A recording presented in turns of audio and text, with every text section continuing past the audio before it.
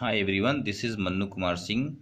स्वागत है आप सभी का मेरे यूट्यूब चैनल में। आज हम लोग दीनदयाल उपाध्याय गोरखपुर विश्वविद्यालय गोरखपुर के बीएससी भाग 3 chemistry syllabus paper second inorganic chemistry के बारे में डिस्कस करेंगे।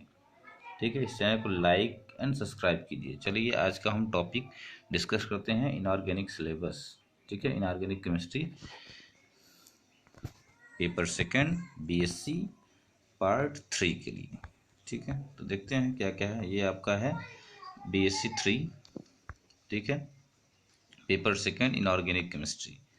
इसमें आपका जो पहला टॉपिक है वो है chemistry of lanthanoids and actinoids. ठीक है, chemistry of lanthanoids and actinoids. तो इसमें आप देख सकते हैं कि सबसे पहले इसमें क्या पढ़ना है, देखते हैं। ये पहला क्या पढ़ना है, लैंथेनॉइड्स और एक्टिनॉइड्स का क्या पढ़ना है, इलेक्ट्रॉनिक कॉन्फ़िगरेशन। दूसरा पढ़ना है आपको एटॉमिक एंड आयनिक रेडियाई, फिर से आयोनाइजेशन एनर्जी। उसके बाद है calculation of magnetic moment and correlation with experimental data. ठीक है, स्पेशली फॉर लैंथेनाइड्स। ठीक है, ये केवल क्या है, लैंथेनाइड्स के लिए कोरिलेशन करना है। ठीक, मोस्ट इंपॉर्टेंट टॉपिक है कलर एंड स्पेक्ट्रल बिहेवियर। ठीक है, नेक्स्ट है कि आपका oxidation state and there stability. ठीक है, अगला टॉपिक है आपका एबिलिटी टू फॉर्म कॉम्प्लेक्स। ठीक है, and example of complexes of different coordination number. ठीक है, नेक्स्ट है आपका occurrence and principle of separation of lanthanide. Lanthanide को वो सेपरेट करने के लिए क्या प्रिंसिपल अप्लाइड करते हैं। ठीक है, जैसे आयन एक्सचेंज मेथड पढ़ते हैं इसमें सेपरेट करने के लिए। अगला है आपका क्या, chemistry of separation of NPPu and AM from uranium. ठीक है, यू से। ठीक, अगला क्या, one synthesis of each of NP2Lr तक। ठीक है, ये आपका क्या है, ये जो होल टॉपिक है। ठीक, इससे आपको 10 से 15 नंबर के क्वेश्चन मिल जाते हैं। ठीक है, और ये आपका लेंथेनाइड्स और एक्टिनाइड, या ब्लैक एलिमेंट भी कहते हैं, क्या कहते हैं इसको, या ब्लैक एलिमेंट। ठीक, नेक्स्ट टॉपिक है आपका क्या, कोऑर्डिनेशन केमिस्ट्री। ठीक, बीएससी पार्ट 2 की तरह भी इसमें भी क्या है, कोऑर्डिनेशन केमिस्ट्री है। देखिए कोऑर्डिनेशन केमिस्ट्री में क्या आते हैं वो आपको हम दिखाते हैं। कोऑर्डिनेशन केमिस्ट्री 2 पार्ट में डिवाइडेड है।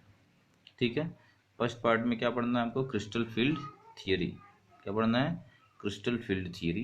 क्रिस्टल फील्ड थियरी जैसे आप लोग पढ़े थे क्या, सेकेंड ईयर में वैलेंस बॉन्ड थियरी। इसमें क्या है, crystal field theory last theory है। देखिए इसमें क्या करना है, definition of crystal field theory.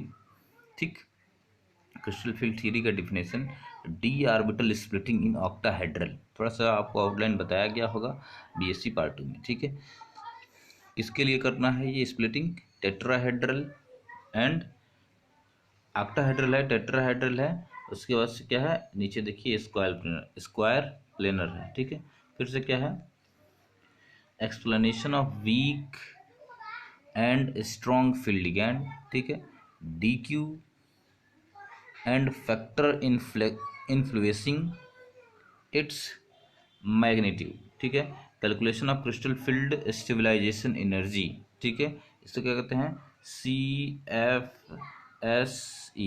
Crystal field stabilization energy. From कहाँ से करना है, D1 से D9 कॉन्फ़िगरेशन तक, D1 से D9 कॉन्फ़िगरेशन तक। ठीक है, आपका क्या है, और किसके लिए करना है D1 से D9, वीक और स्ट्रॉन्ग फील्ड लिगैंड के लिए या कॉम्प्लेक्सेस के लिए। ठीक है, इंटरप्रिटेशन, ठीक है, of interpretation of magnetic properties on the basis of crystal field theory. Crystal field theory के ही हिसाब से आपको क्या बताना है, कंपाउंड की मैग्नेटिक प्रॉपर्टी बताना है। ठीक है, नेक्स्ट आपका इसी में है क्या, ये सेकंड। ठीक है, सेकंड में देख लेते हैं हम। सेकंड टॉपिक में है आपका electronic spectra of transition metal complexes. ठीक है, ट्रांजिशन मेटल कॉम्प्लेक्सेस क्या देखना है हमको, इलेक्ट्रॉनिक स्पेक्ट्रा। आइए देखते हैं इसमें क्या है, ये आपका टाइप ऑफ इलेक्ट्रॉनिक ट्रांजिशन। ठीक है, इलेक्ट्रॉनिक ट्रांजिशन जो होते हैं डिफरेंट टाइप्स के होते हैं। पहला क्या है, इसमें सिलेक्शन रूल पढ़ना है। ठीक, from DD transition, sorry for D transition.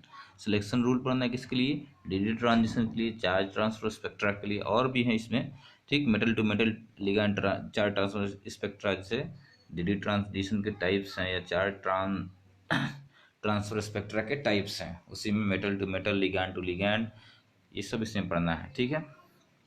आगे आपका क्या है, स्पेक्ट्रोस्कोपिक ग्राउंड स्टेट टर्म, ठीक है, यहाँ थोड़ा मिस्टेक है, ग्राउंड स्टेट टर्म होगा, ठीक, for D1 to D10 system. Ground state term symbol थोड़ा सा BSc पार्ट 1 में है, लेकिन आपके DDV के सिलेबस में है नहीं, तो ये सीधे थर्ड ईयर में बताया जाता है। थर्ड ईयर में आपको ग्राउंड स्टेट टर्म सिंबल बताना होता है, ठीक है। अगला क्या है, स्पेक्ट्रोकेमिकल सीरीज, ठीक,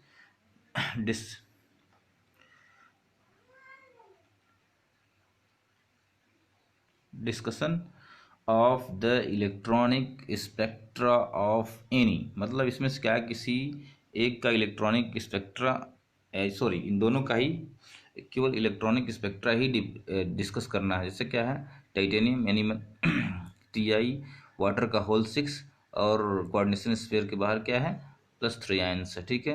कॉपर है, वाटर का होल 6 है और +2 आयन है, ठीक। ये आपका कोऑर्डिनेशन केमिस्ट्री है। इस कोऑर्डिनेशन केमिस्ट्री से आपको ठीक BSc पार्ट 2 की तरह ही इसमें से भी लगभग 30 नंबर के क्वेश्चन आपको मिल जाएंगे, ठीक है। एक चैप्टर तैयार तो समझिए आपका ये आसानी से निकल जाएगा पेपर, ठीक है।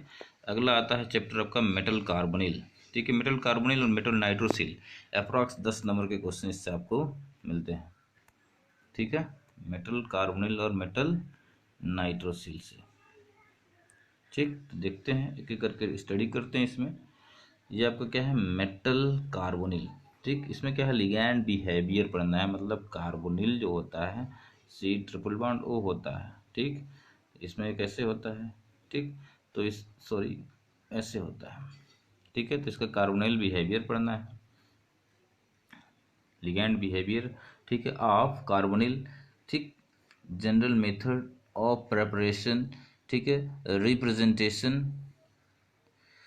Of structure of the binary carbonyl of all nucleotides या न्यूक्लिया जो इसमें न्यूक्लियस क्या हो या सेंटर, इसको कह सकते हैं CMI,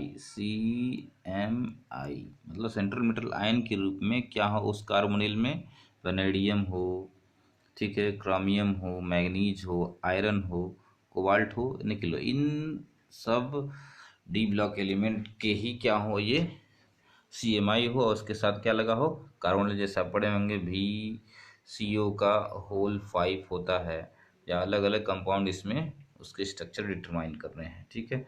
ठीक इसी प्रकार से क्या है, मेटल नाइट्रोसिल है।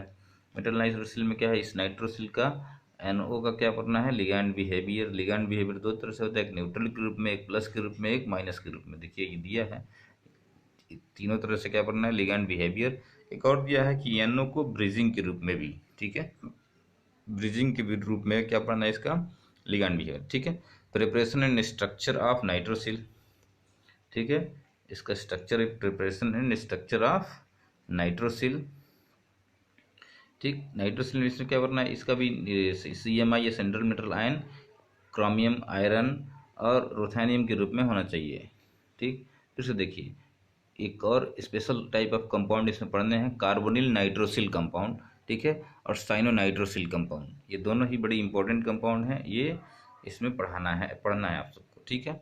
नेक्स्ट एंड लास्ट टॉपिक है क्या, इन्वायरमेंटल केमिस्ट्री, ठीक है, इजी है, लगभग सभी लोग पढ़े होंगे इन्वायरमेंटल केमिस्ट्री, ठीक। ये देखिए इन्वायरमेंटल केमिस्ट्री फाइनल टॉपिक है, इससे भी 10 नंबर का क्वेश्चन, एक लॉन्ग क्वेश्चन आता है और एक शॉर्ट क्वेश्चन आता है, ठीक है। द अर्थ क्या है, इसके बारे में हमको जानना है, ठीक है। Atmosphere and it's component, atmosphere और इसके क्या कंपोनेंट्स हैं ये जानना है, ठीक है। थोड़ा सा इसको हम ऐसे बड़ा कर देते हैं,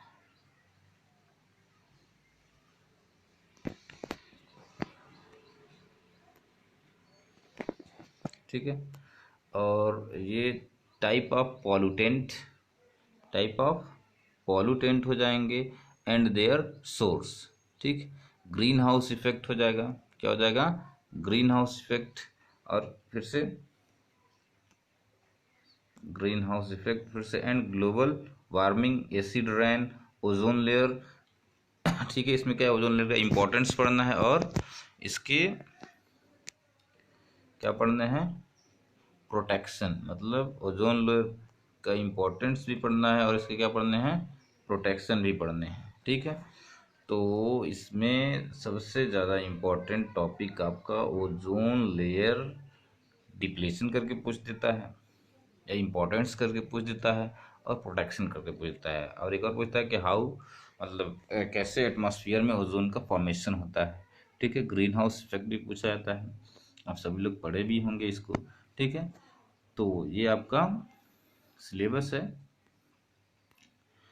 बीएससी पार्ट 3 के लिए इनऑर्गेनिक केमिस्ट्री। ठीक, thank you for watching this video, like and subscribe.